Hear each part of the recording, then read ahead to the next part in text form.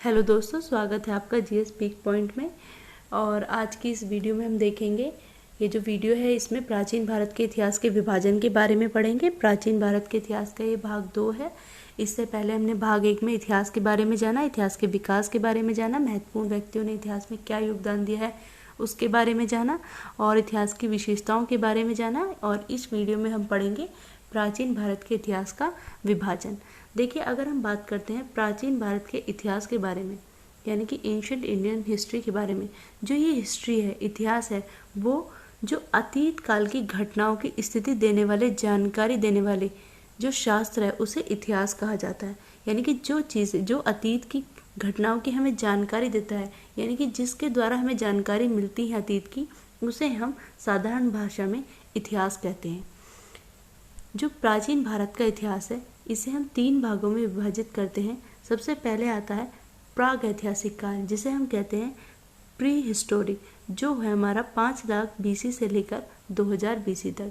अगर हम दूसरे विभाजन की बात करें तो यह है आग ऐतिहासिक काल, यानी कि प्रोटो हिस्टोरिक, जो है 2000 बीसी से लेकर 600 बीसी तक।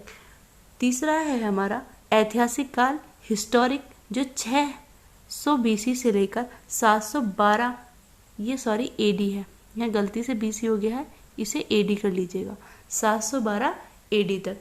देखिए, अगर हम इसके विभाजन की बात करें कि आखिर हमने इसका विभाजन क्यों किया, तो जो इसका विभाजन है, प्राचीन भारत के इतिहास का जो विषय सामग्री है उसे समझने और उसे समझाने योग्य बनाने के लिए इतिहासकारों ने इसे 3 भागों में विभाजित किया है। जो सबसे मेन कारण है इन्हें विभाजित करने का, वो है लिखित साक्ष्य। यानी कि अगर हम देखेंगे, जो प्रागैतिहासिक काल है उसके हमारे पास कोई भी लिखित साक्ष्य नहीं थे। क्यों? क्योंकि इस समय जो मानव था पूरी तरह से आदिम अवस्था में था। उसे लिखने के लिए, यानी कि लिपि का बिल्कुल भी विकास नहीं हुआ था। वह धीरे धीरे अपने आप को विकसित कर रहा था। जैसे सबसे पहले वो कंदमूल, फल फूलों पर निर्भर था। उसके बाद उसने धीरे धीरे पशुपालन स्टार्ट किया। उसके बाद कृषि का विकास हुआ। कृषि के बाद उसका जीवन में स्थायित्व आया।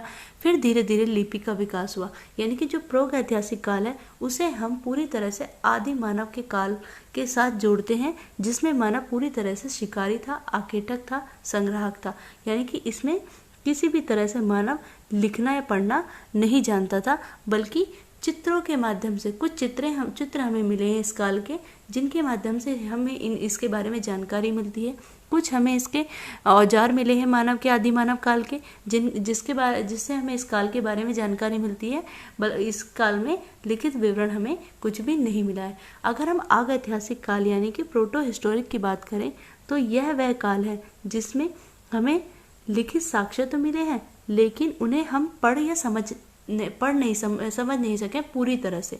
कुछ चीज़ें हमें समझ में भी आई हैं और कुछ चीज़ें हम बिल्कुल ही समझ से हमारे परे हैं। यानी कि लिपि का विकास तो हो गया था, लेकिन उस लिपि को हम पूरी तरह से समझ नहीं पाए। अगर इसके हम सन की बात करें तो इसका सन है 2000 बीसी से लेकर 600 बीसी तक। देखिए, आग ऐतिहासिक काल ही है जिसके अंतर्गत हम क्या पढ़ते हैं, कांस्य सभ्यता और आर्य सभ्यता। जो कांस्य सभ्यता है, कांस्य काल और लोह काल भी हम आग ऐतिहासिक काल में ही पढ़ते हैं।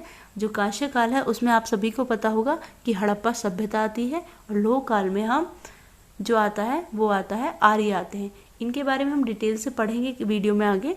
अभी सिर्फ मैं विभाजन बता रही हूँ, इन सब को हम डिटेल से करेंगे, लेकिन इस वीडियो में मैं सिर्फ आपको समझाऊंगी कि किस तरह से इनका विभाजन हुआ है।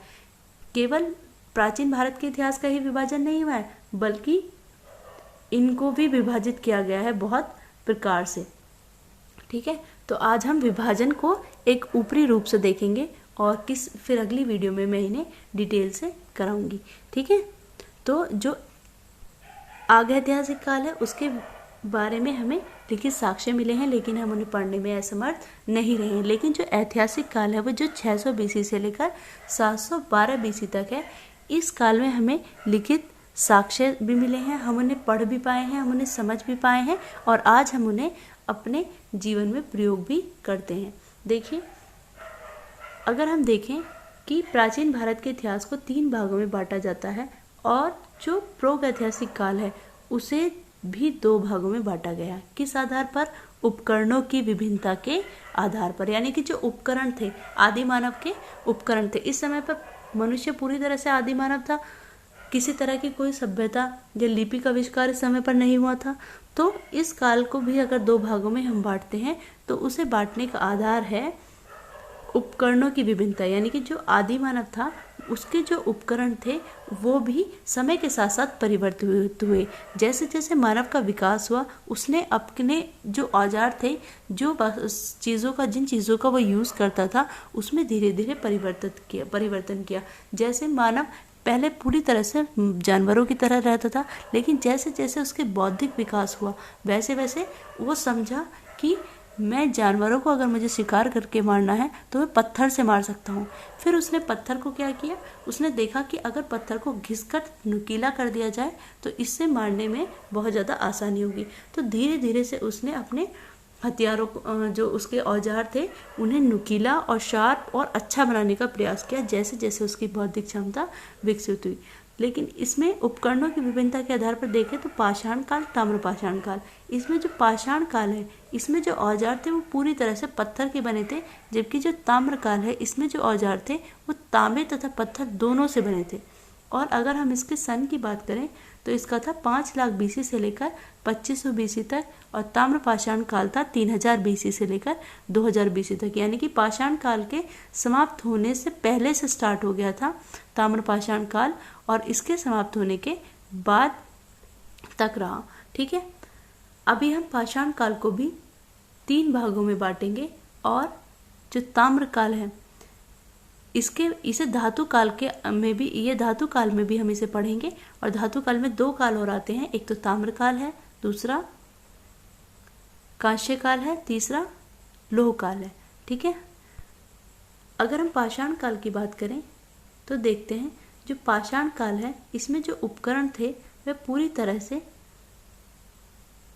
पत्थर के औजार थे, मोटे थे और बड़े थे। यानी कि जो मानव था उसका अभी इतना बौद्धिक विकास नहीं हुआ था, उसमें इतनी समझ नहीं आई थी कि हथियारों को अगर ज़्यादा नुकीले और ज़्यादा छोटे और शार्प होंगे तो उससे जानवरों को मारने में आसानी होगी। अभी भी मानव मोटे, जैसे पत्थर है, टूट गया है, चट्टान से अलग हो गया है, तो उसी से मारकर अपना शिकार करता था।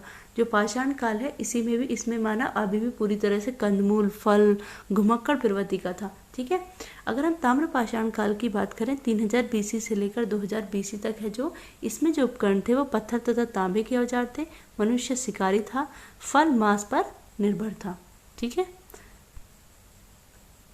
अब देखिए पाषाण काल के बारे में अगर हम बात करते हैं तो इसे 3 भागों में बांटा गया है उपकरणों की विभिन्नता के आधार पर, पुरापाषाण काल, मध्य पाषाण काल और नवपाषाण काल। देखिए इस वीडियो में मैं सिर्फ इनका विभाजन बताऊंगी और पूरी डिटेल के साथ पुरापाषाण काल, मध्य पाषाण काल और नवपाषाण काल को हम अगली वीडियो में करेंगे। तो जो पुरापाषाण काल है इसके बारे में अगर हम देखते हैं तो पुरापाषाण काल में पूरी तरह से जो मनुष्य था वो फल, फूल, कंदमूल पर निर्भर था, शिकारी था, मांस, मछली इन सब पर निर्भर था और शिकार करके अपने जीवन का निर्वाह करता था। जो पुरापाषाण काल है इसमें क्या किया था मनुष्य ने, आग का आविष्कार कर लिया था। मतलब पुरापाषाण काल में क्या किया था मनुष्य ने, पत्थर को पत्थर से मारा तो क्या हुआ, आग जल गई और आग का आविष्कार हो गया। लेकिन आग का प्रयोग करना नहीं आता था पुरापाषाण काल में। मनुष्य अभी भी आग से डरता था।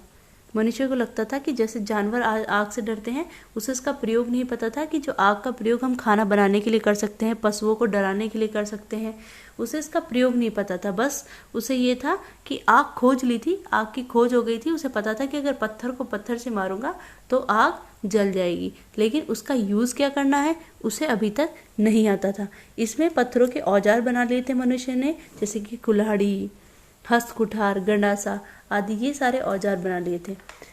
अगर हम बात करें तो जो मानव था वो क्या था, संग्राहक था, मनुष्य शिकारी था और इसके जो अवशेष हैं वो बेलन नदी घाटी, सोहन नदी घाटी और भोपाल की भीमबेटका से मिले हैं। आप सब जानते होंगे जो बेलन है वो टोंस की सहायक नदी है, जो टोंस है वो गंगा की सहायक नदी है। ठीक है, और जो सोहन नदी घाटी है वो पंजाब, हरियाणा पाकिस्तान में रहती है। ये सब मैं डिटेल में बताऊंगी अगली वीडियो में, अभी सिर्फ एक ओवरव्यू दे रही हूँ। और नर्मदा नदी घाटी से मनुष्य शिकारी था, पुरापाषाण काल के अवशेष मिले हैं। ठीक है, अगर हम मध्य पाषाण काल की बात करें तो ये पुरापाषाण और नवपाषाण काल के बीच का समय था। और जो मध्य पाषाण काल है इसमें मनुष्य का बौद्धिक विकास धीरे धीरे हो गया था, जिससे जो मनुष्य था उसमें समझ विकसित हो गई थी और मनुष्य ने उस समझ के आधार पर जो अपने औजार थे जिससे वह शिकार करता था उसे बहुत ज़्यादा सूक्ष्म और शार्प कर लिया था, इसलिए इस एज को मध्य पाषाण काल को माइक्रोलिथिक कहा जाता है। और जो मध्य पाषाण काल है वो 8000 बीसी से लेकर 4000 बीसी तक है और पुरापाषाण काल 5 लाख बीसी से लेकर 8000 बीसी तक है और नवपाषाण काल 4000 बीसी से लेकर 2500 बीसी तक है। अगर हम देखें मध्य पाषाण काल में पशुपालन की शुरुआत हो गई थी।